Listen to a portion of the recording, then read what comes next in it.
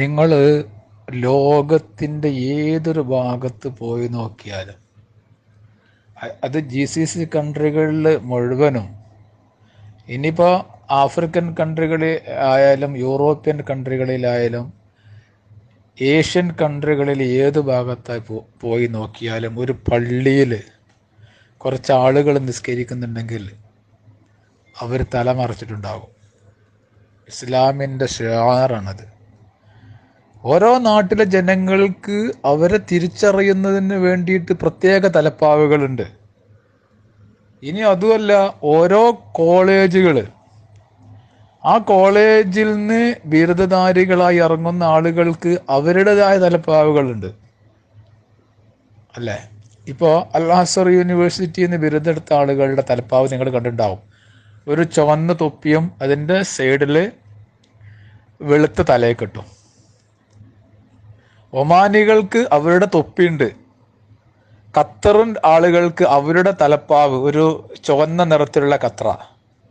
സൗദിക്കാർക്ക് അവരുടേതായ തലപ്പാവ്. സുഡാനികൾക്ക് വലിയ 3 മീറ്റർ 4 മീറ്റർ നീളമുള്ള വലിയ മുണ്ടുകൊണ്ട് ഏറ്റവും വലിയ തലപ്പാവ് സുഡാനികൾക്കുണ്ട്, അല്ലേ?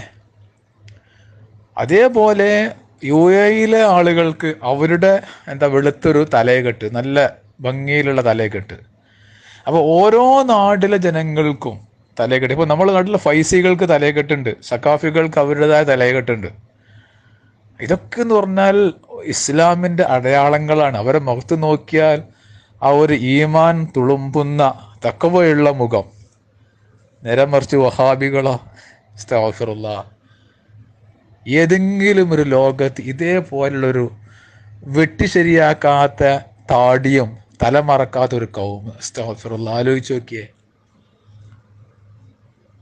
നോക്കിയേ.